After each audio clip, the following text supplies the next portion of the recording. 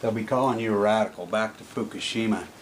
I want to talk about this Nightline, Miss Vargas, who went over there. It's aired the 8th and the 9th. I haven't seen it before. Maybe it aired before, but she's obviously over there during the typhoon, so we know it was taped several months earlier.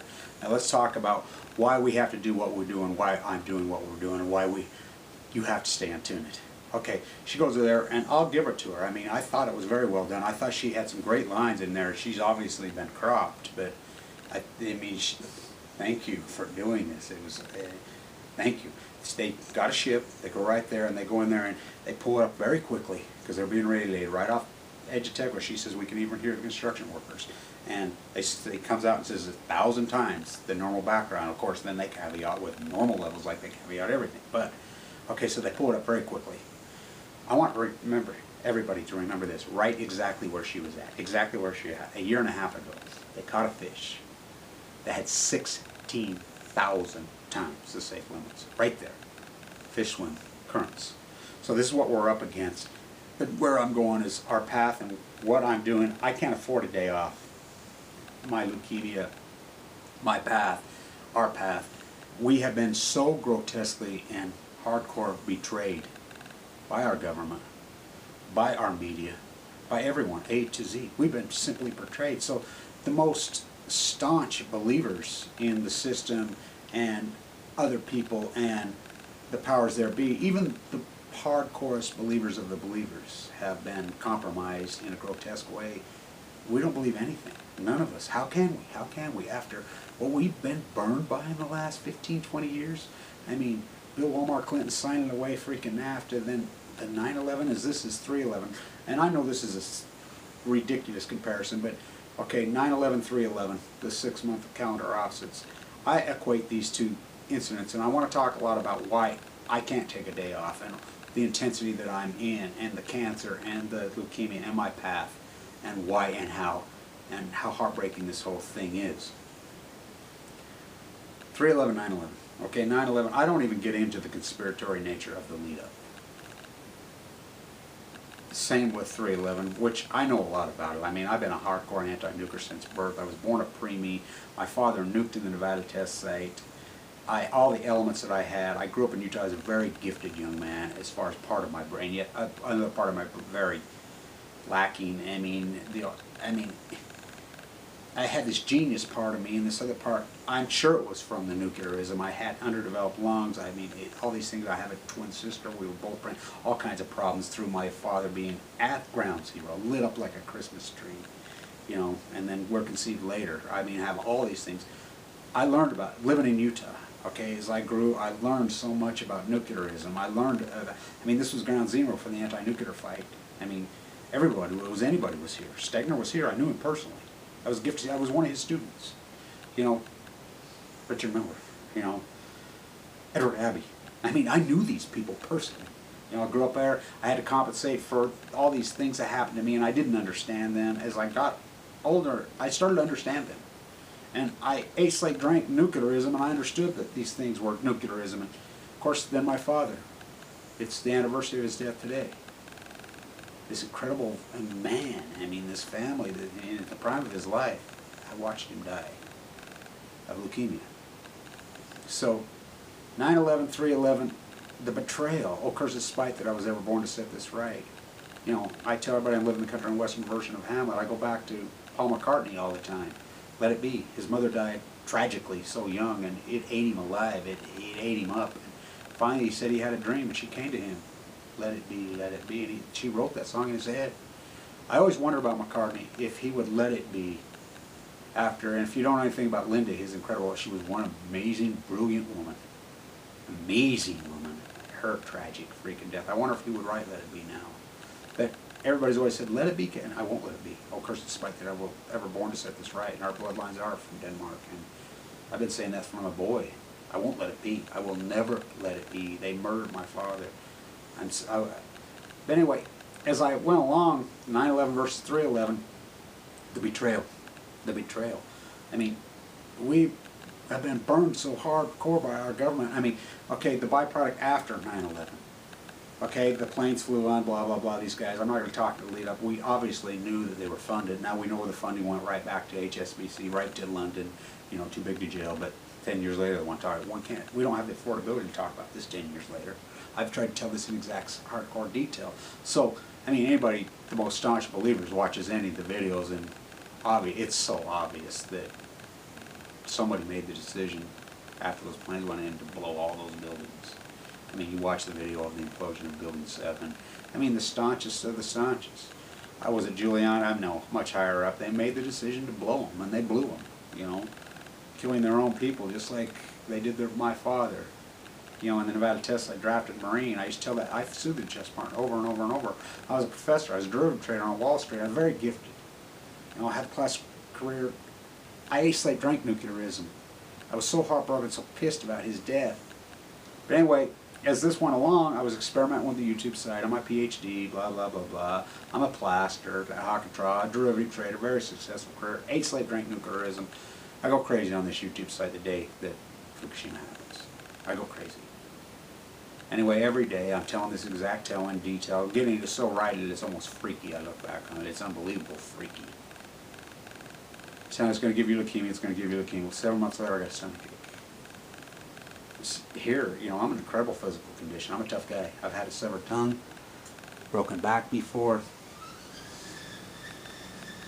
It got so intense and so intense, finally I started to puke, and I could see it was black. And it was bowel movement. It was nasty, beyond nasty. I called an ambulance. They thought my appendix was ruptured. They got me to the emergency room up at McKay, Quack D here. And, man, they sent me home, told me there's nothing wrong with me. They did this wrong. I was uninsured because of the fall off my back. But as you guys know, I was a Wall Street guy. I mean, I was a very rich, self-made guy. I had this brilliant derivative trading mind. I always have. And I walked away from a $1 million a year job in 2000 for a lot of reasons. Divorce, you know, the integrity on Wall Street, a lot of it. I mean, I have a book out there, but I read it online. It tells a lot of this tale. I was really making a comeback right here watching the, you know, derivative trading. I had money, so I kept arguing with doctors. I saw the worst of the worst and the best of the best. I was so sick. I was really fading away. Finally, the 5th time in there, they CAT scanned me. That's 4 tumors, plump 4 tumors, wrapped around my lower bowel. I'm watching Isaacson's interview about Steve Jobs, him going, oh, I should have had the surgery, which I find that to be a grotesque lie. You know, he bought 6 years with pancreatic cancer. Who does that? So, it's a Friday afternoon. She comes in and says, Kevin, I'm so sorry. I'm like, what? I'm full of tumors down there. What is it? Well, we think it's carcinoma cancer. Hands me a Wikipedia page. I'm reading through the Wikipedia page. If it's in your liver, there's no hope. Otherwise, it's slow growth cancer surgery. Get rid of bile, you're fine. But if it's in your liver, that's it. So I get up there, the doctor meets me right as I'm coming out of the elevator. You Kevin? Yeah. I've been reviewing all your scans, blah, blah, blah, blah. Is it in my liver? Yeah, I think so. There's a spot. I mean, just like getting hit by a truck. You know, so I'm in there. My daughter shows up, multiple people in there, doctor after doctor, you know. They're trying to prepare me for death. Well, I had this dream a few months ago. I can get into that, this utopic dream. I like Danish philosophy. Anyway, it's a long, complicated thing, but I knew so much about it, I didn't feel like I was going to die. Anyway, this went on and on. I was admitted for a while in there. Then they blamed it on an ultroscopy. This misdiagnosis was going on back and forth. I mean, it was madness. I started digging in. You know, I did my own work, and I knew so much about leukemia. You know, because of my past. And I'm an anti-nuclear. My father's death. You know, I'm head of the atomic veterans for so long. So I dug in hardcore. I found a YouTube video with 14 views talking about carcinoid slices. Finally, they biopsied me, which they should have never did. And they biopsied me, and it was lit up like a Christmas tree. You know, and I've seen all these doctors, so they make the decision they're going to gut me, just slash me, take it. I said, no way, I refuse the surgery. My uncle, who's dead and gone, the famous cardiologist, starting orthopedic, brilliant genius, I finally at the last minute got in to see this brilliant old oncologist named Vincent Hansen. He knows me. He knows my family because of my uncles. I have an uncle who's a neurosurgeon, but Thomas was his old business partner, the brilliant genius that he was. I mean, his own story is irony itself. A man who saved literally tens of thousands of people. One of the first bypass surgeons, one of the guys that invented it. You know, he died of heart disease, no one in the family. But Dr. Hansen knew me, and he knew my path. I was unsure, but I had a lot of money in the stock market, so I threw my stock portfolio down. I said, I have the ability to pay. I've been bounced around, emergency room out, malpractice at the 10th power. Picked me up one time at Ogden Regional, laying on the grass. They just dumped me out. I went from 170 to 130 in 3 weeks. It was annihilating my body. Just eat. As I said, it's going to give you. And I told him, what about de novo? What about OS leukemia and tumors? And he put in a lot of work, boy. He argued with the pathologist, and he dug in because of me. He hypothesized maybe that I was right. And even the bone marrow biopsy was inconclusive. I landed at the top of LDS, which has nothing to do with Mormon Church. A beautiful doctor named Fimbo Peterson, who overrode all the other doctors. Overrode everybody in there. He overrode it. I went in there, Celeste says, I've been working there for years and years and years. She says, you went in there as the red 10. She says, I thought you'd be dead within a week. She says, you're the most severe case I've ever seen walk at it. But I know the data. I know the stats. I'm a stats guy. I'm a professor. I'm an ex-professor. I know probably way too much about all this. The disease. So I go through this incredible hardcore treatment in there with a Hickman line in me, the RCM squared multiple times, which it's a Hail Mary. I would never suggest chemo to put anybody in their body, but it's desperation. I'm dying. There's no hope. I'm all but dead. Say you can't live with a platelet count under a 15, mine got to 8, many multiple times. Multiple, hundreds of blood transfusions hanging off the tree. Quarantined in there, sent to rooms. The #1 leukemia in the world. Well, my friend Paul gets sick at the same time. He's a lifelong friend. Same place, same house. Carla. The only two de novo OS is simultaneously in the country that are tracking our case, and so many people have been in this site. Cancer victims. Dana, as she died, as you guys know, they've been following along for a long time. Her brother would go in the room, and we actually, got to watch as she was passing. It was horrible. I did a video in honor of her. The day she died, lightning cracked through this window.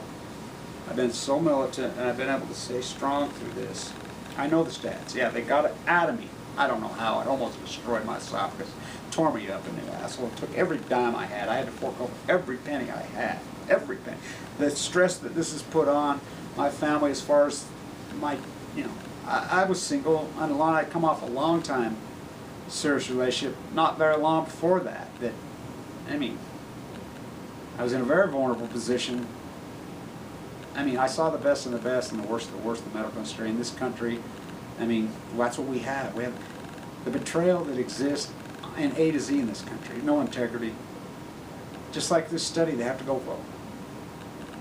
You eat fish every day. Say you eat fish every day for 20 days. 19 days you're fine, but the one day into the food chain, you get that fish that had 16,000 times in the flesh. I'm here to tell you right now, you're going to have cancer so fast. You're going to be dead so fast, make your head spin. This vlog, this intensity occurs despite that I was ever born to set this right. I've only broke down twice. I've only really completely emotionally wrecked twice. My chance of survival is still extremely low, I know that. But I beat the odds incredibly so far. Because I know the way this works. They get it beat down from you right down there, and I'm recovering. Get the cancer out of you, what the chemo doesn't destroy. And I came through the chemo pretty damn good. I'd RMCM squared multiple times in my body. Multiple times. A guy named Brian Morris had the same disease as me 5 years earlier. Same place. Actually had the surgery. Oh, he's alive. He's a walking. He's going to do a video with me. He's amazing. He tells me all the time, he says, it ruined my marriage, it ruined everything, financially destroyed him for life. That's what it does. That's what our medical system does. That's what nuclearism does. They sent him home to die and he didn't die. So I'm the first person they know of in the country to voluntarily do this without the bone marrow transplant. It's automatic bone marrow transplant. Dr. Peterson come in one day and he says, Kevin, I found this study out of South Korea, and I looked at my bag and I says, oh, you mean that one? I already had it. I know. They know I know too much about this disease. I know so much that they watch me. I wean myself off all the medications. That, they didn't happy about it. You watch me, I started walking, going to the Cathedral of Magdalene, praying, meditating, walking through Memory Grove, doing all these things on my own. I didn't listen to doctors. I've diagnosed myself in so many ways. Vincent Hansen saved my life. Fimbo Peterson, but I watched Paul and Carla both die. When Paul and Carla both died, one day apart last February, right after I got back from San Onofre here, and he's working to shut down San Onofre. Goes back to Pendleton, my father, the Pendleton Marine, human guinea pig in that test site. That's my lawsuit that broke all those videos loose. I mean, I was so heartbroken, I was so devastated. I've been head of our support group. I watched my father die in the prime of his life. The anniversary of it, at sunset, the death is so, these deaths are not pretty. They're hardcore, they're ugly in the prime of his life. Now I've watched it over and I've sat with so many people. Paul spent in part of his life calming me down. I'm not as strong as him. I'm not. You know, he had Kevin and Carla, everybody used to call Kevin and Carla, because she had de novo too, at the same time. She died, I was devastated. They wouldn't even tell me. They knew that it would hurt me that bad.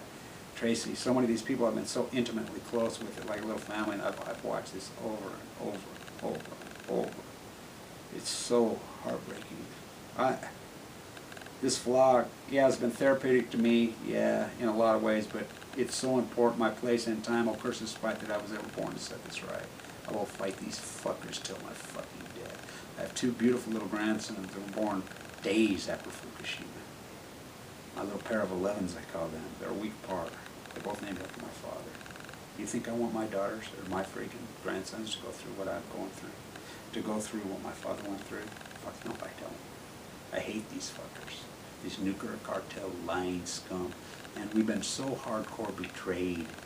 We've been so betrayed by our government, by our media, by our marine biologists, by every A to Z. Our social movements, it's come out now that, John Fairhurst, Million Masked Man March, myself, Steve, that's our baby, We're the ones that did that. I led that march. It was giant, 140 countries, it was gigantic. It's coming out now, the Bank of America was surveillance and us all. Capitol Police come right up to me in plain clothes, which is ironic. The 4th of November, we're standing there being interviewed, John's being interviewed by RT, and I went right over to the Department of Energy because that was the day that they retooled. Ernest Monsi had been sent over to TEPCO, and TEPCO had been called to the White House. They're retooling. You can see it's obviously what they're doing is not working. We're standing right there. Capitol Police told me, plain clothes, which they were great. And White House Police, they were great. They weren't the bad cop. I mean, it's bad cop, good cop out there just like everything else. There's not enough good guys. It's all the bad guys with no integrity. They think they're on the winning team. They told me straight up, Kevin, we've been watching your websites, we've been watching everything. This is good. Did you learn anything? Hopefully maybe I saved you or somebody in your family his life via cancer by telling this tale. Don't support the repressors. We're on your team. That's what this is all about. There's no integrity. So we've been so hardcore betrayed. So the energy out of these social movements, the teabagger movement, was so co-opted by the gun thesis, the gold thesis, the everything costs you money, the bullet thesis. On the other side we get the Michael Moore phonies. He did a lot of great work in the past, but he's a pro-nuke guy. These people that want to co-opt movements. We spent so betrayed. We've been so, they're spying on us, I think Snowden really does have a nuclear option. He says, I've got some nuclear option if they want to come after me. I think it really is probably nuclear.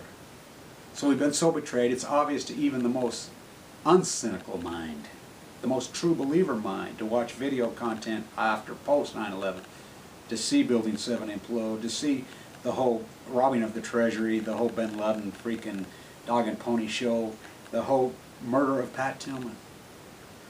I got to see the documentary of Pat Tillman right before it came out. And when it was exposed, he reminded me of my dad so much that he was murdered by he was executed style murdered by his own people, ordered right from the top. The death of Michael Hastings, the death of Aaron Swartz. It's beyond betrayal. So we see her report saying it'll come out to 1,000 things. The ABC actually finally going over. It just shows you the power of the people, because there's so much going on with Fukushima now. It's finally bleeding into the sheeple as they're coming out of their snuggies and saying, we've been so hardcore betrayed that you have to rely on people with me and my experience and my path. And this vlog, I don't have the luxury of taking a day off. I know how this disease works. I know how it works. I know too much. I know that the disease, even they mediate it out of your body, the intensity of the fight. And you want to talk about the intensity you've watched. I know the odds are not good. I know it rears right back up you and just mows you down and kills you like a good paw. And I'm not as strong as Paul. I told my doctors all the time, I watch this death. I've watched multiple people. I've held people's hands now. Multiple, over and over and over I've watched this. It's so heartbreaking. Even as doctors, they can't relate. Nurses can. Oh, I've got respect for freaking, you know, bone marrow transplant center nurses. Oh my God, they're the greatest women, and wow, and the PAs. We have a little beautiful PA in there. And Caitlin, she's working there. Her mom got leukemia. I grew up with her mom. Her mom died in there. You know, there she is. She's a, you understand, or not PA, excuse me, the CNA. You know what CNAs do. They do it. They collect all your bowel movement, all your urine, every bit of it. I mean, you can't even stand up. You can't even walk. This is how sick they, I mean, I went from 170 to 130. The fighting that was so hardcore, intense. I mean, you can't even fathom what you go through in there. It's beyond overwhelming. I mean, it's unexplainable. I've watched so many of them pass, and it's not a pleasant death. It's not pretty. I've told the doctors over and over, if it comes that time, which, you know, I fear that every day, I'm not going to go down that way. I'll op myself some way. I'll figure out a way. And I'm sure not going down without a fucking fight in the nuclear cartel. My life's not going to fucking end. You know, maybe I'll survive. Maybe, I mean, I don't know. I've survived. I beat the odds incredibly. The cancer's out of my body. But that's only a small piece of the study, or the equation. If the disease doesn't kill you, you know, I mean, the chemo that I had in my brain and in my body and in my, oh God, my militancy, my hiking, my fight. Let's see if this camera's still working. Yeah, I think it is. I've held my ground. I haven't broke down emotionally. I haven't broke down mentally. I haven't. Only but a couple times. When Paul and Carter both died a day apart. Last February. You know, I've been a son and Offrey fighting that down there. This vlog, is it about my survival? It's about your survival. It's about our survival, because we've been betrayed. Our government betrayed us. We've been betrayed from A to Z. We don't trust anyone. How can we? We can't trust the media. We can't trust the marine biologist departments. We can't trust anyone. Not only can't trust them, they just fucking lied to us over and over and over and over. You know, 400 people own 90-some% of the wealth in this country. You know, we don't even have conversations about using. We don't even talk about tariffs, which we fought the Revolutionary War. We've given up so much. We don't trust any of you. You know, I love Miss Vargas, this girl from going over there. I mean, it's a great piece. They actually ran the boat, but is it cropped? Yeah, but that's not because of her. I mean, she's actually, I mean, you know, I've called them black and yellow journalistic horrors. They made me sick, not her. I mean, she did it. They went on the boat right there, and they went down really quickly, boom, 1,000 times. They say, oh, safe. I mean, how sick are you of all safe limits, safe limits? It's like 9/11. They robbed the treasury, $2.3 trillion. Rumsfeld, Cheney, Bush, the core crime of the criminals from hell. They should be hung, every one of them. We do nothing. We do nothing. Not only do we not let them off the hook, so white-collar crime, even in the Mormon thesis, the evangelical thesis, it's been co-opted. It's been co-opted by devils in hairspray. Not even, white-collar crime's not even legal in this country anymore. It's encouraged. You actually, without white-collar crime, there is no economy. I mean, it's encouraged. It's sickening. We've been so hardcore betrayed. So how can we not do what we're doing here on YouTube? How can we not? And you want to call us freaking nuts and conspiracy? Really? Really? You know, 9/11, 3/11. But here's the difference. 9/11, all the baby boomers will end up dead sometime, and post generations can reboot and just, you know, it'll be in the past. It'll be history. Not this. This is giant nuclear fission going on in 3 reactors. They have no answers. They have no answers. This will be going on 100, if the Earth's still here. You know, is that over the top to think maybe this could, fuck, are you kidding? I'm just quoting Einstein. I'm Oppenheimer. Sokurov. You know, who all, I mean, Sokurov won a Nobel Prize for fighting. You know, Pussy Riot, Million Masked Man March. I mean, all of us. Megan Rice going to get 8 years, it looks like, to 10 years. Michael and Gregor are going to get 10 to 12 for peaceful activism. It's grotesque. Bay the Dragon Slayer. We've been so hardcore betrayed.